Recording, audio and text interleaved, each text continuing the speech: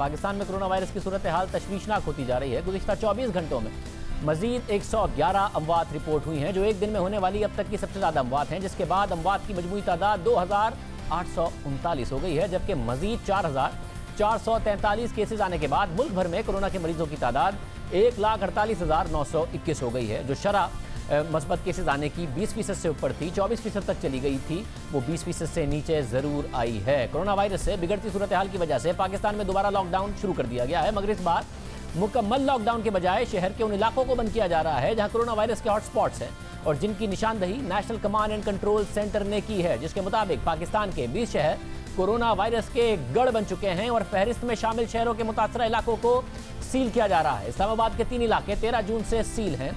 पिशावर के 4 इलाकों को भी गुज़िश्ता रोज बंद कर दिया गया। सवात के 4 इलाकों और जिला मालाकंड में भी स्मार्ट लॉकडाउन नाफिज कर दिया गया है, जबकि पंजाब के चीफ सेक्रेटरी के मुताबिक पंजाब के 7 शहरों के कोरोना से मुतासरा इलाकों में लॉकडाउन का फैसला किया गया है, जिनमें लाहौर, रावलपिंडी, फैसलाबाद, मुल्तान, गुजरावाला, सियालकोट और गुजरात शामिल हैं। लाहौर के मुतासरा इलाकों में आज रात 12 बजे से, जबकि दीगर शहरों के मुतासरा इलाकों में कल रात 12 बजे से स्मार्ट लॉकडाउन किया जाएगा। इसी तरह सिंध में कराची सबसे ज़्यादा कोरोना से मुतासिर है, वहाँ पर भी जो एक सिलेक्टेड लॉकडाउन है उसकी सिफारिश ज़रूर की गई। 85% केसेस कराची में हैं, मगर कल मुर्जा वहाब हमारे साथ मौजूद थे। उन्होंने कहा कि वज़ीर आज़म कराची आ रहे हैं, हम उनसे मुलाकात के बाद चाहते हैं कि वो मिलें मुराद अली शाह साहब से और उसके बाद हम फैसला करें ताकि वफाक ओनरशिप दे। कराची में बहुत सारे इलाके हैं जो वफाकी इदारों के मातहत हैं, तो एक यूनिफॉर्म डिसीजन होना चाहिए। वज़ीर आज़म इमरान खान कराची पहुँच गए हैं, उन्होंने कुछ मुलाकातें अपने पार्टी रहनुमाओं से, गवर्नर सिंध से भी कर ली हैं, मगर इतलात आ रही हैं कि वज़ीर आला से शायद उनकी मुलाकात ना हो, तो फिर क्या होगा, इस पर बात करेंगे। और सूरत हाल यहाँ से कितनी ख़राब होती नज़र आ रही है। डॉक्टर अताउर रहमान, चेयरमैन वज़ीर आज़म task force science and technology हमारे साथ मौजूद हैं, उनसे पूछेंगे कि वो इस वक्त सूरत हाल को कितना ख़राब देख रहे हैं, क्योंकि बहुत हुकूमत एक अलग बात कर रही है, इसके अलावा मज़ीद खौफनाक नताइज की भी बात की जा रही है। मुज़फ़्फ़र साहब बहुत शुक्रिया। वज़ीर आज़म आ गए कराची, मुलाकातें भी कर ली, चीफ मिनिस्टर से है कोई मुलाकात का इम्कान?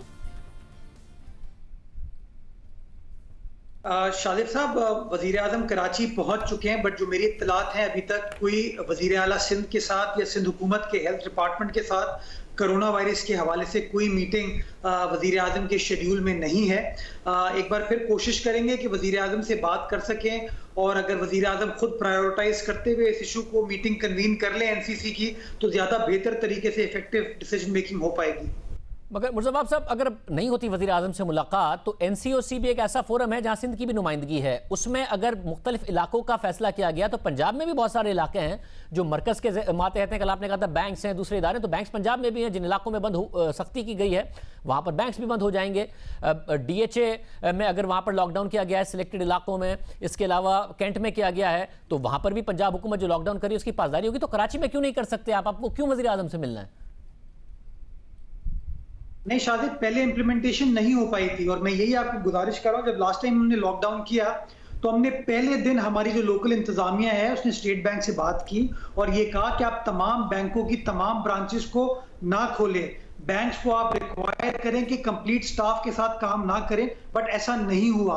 आपके सामने कि फेडरल गवर्नमेंट ने इस दौरान ट्रेनों को कैंट स्टेशन को खोल दिया, बंद नहीं किया, ट्रेनें आती रही, लोगों की आमदोरफ्त होती रही, एयरपोर्ट्स खुले रहे, इसी तरह पोर्ट आपका खुला रहा, जिसकी वजह से हमारे लॉकडाउन के ओवरऑल फैसले जो है वो मुस्तफीद उस तरीके से नहीं हो पाए। इसलिए हम समझते हैं कि अगर एक बोल्ड फैसला हो रहा है, एक दिलेराना फैसला गवर्नमेंट करने जा रही है, तो बेहतर ये होगा कि सूबाई हुकूमत को फेडरल गवर्नमेंट कंप्लीटली बैक करे, कंप्लीटली सपोर्ट करे, ताकि बेहतर तरीके से इफेक्टिव अंदाज से वो काम कर सके। और यही मैसेज मैंने कल भी आपके प्रोग्राम के तवज्जुह से दिया था, आज फिर दे रहा हूं कि वजीर आजम कराची में हैं तो सही, लेकिन वजीर आजम के शेड्यूल में कोई इस हवाले से मीटिंग नहीं है, और ये शो करता है lack of priority on part of federal government. क्या वजीर आला ने रिक्वेस्ट की है कि वो मिलना चाहते हैं और इस हवाले से अहम फैसले करना चाहते हैं? मैं शादिब साहब, अगर इस सिचुएशन में भी वजीर आजम को खटखटाना पड़ेगा, अगर वजीर आजम को एहसास दिलाना पड़ेगा, तो फिर अल्लाह ही खैर करे, इस कौम के साथ फिर होने वाला क्या है। वैसे मगर हमारी हुकूमत के तहरीक इंसाफ के एक बहुत सीनियर रहनुमा से बात हुई जो कि वज़ीर आज़म के से मुलाकात जिनकी हुई है, और उनका ये कहना था कि क्या ज़रूरत है मिलने की, अब से कुछ दिन पहले भी मिले हैं, वज़ीर आला एनसीसी में भी उनकी मुलाकात होती है, वज़ीर आज़म का एक अलग इस वक्त दौरा है जिसमें उनकी अहम मुलाकातें हैं, अहम कुछ मामलात हैं, तो क्यों करनी है मीटिंग वज़ीर आला ने? शादिब साहब, इस वक्त मेरे मुताबिक मैं समझता हूँ पाकिस्तान का सबसे बड़ा मसला जो है वो कोरोना वायरस है। और अगर वजीर आजम पाकिस्तान 3.5 माह के कोरोना वायरस की वबा के बाद पहली बार सूबा सिंध तशरीफ ला रहे हैं, तो मैं समझता हूँ वजीर आजम के उस ट्रिप का टॉपिक, उसका महवर जो है कोरोना वायरस के खिलाफ स्ट्रैटेजी होनी चाहिए थी।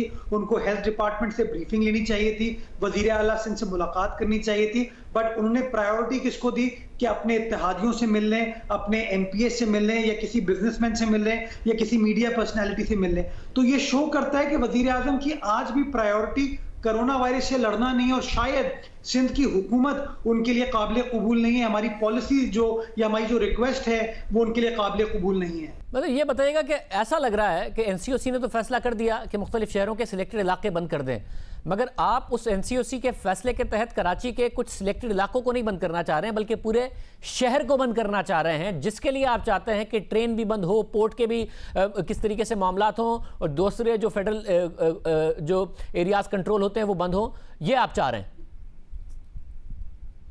सादिक साहब, मैं अगर आप मुझसे पूछें तो मेरी गवर्नमेंट का पर्सपेक्टिव ये है कि जो WHO की रिकमेंडेशन है हमें उसको इम्प्लीमेंट करने की जरूरत है।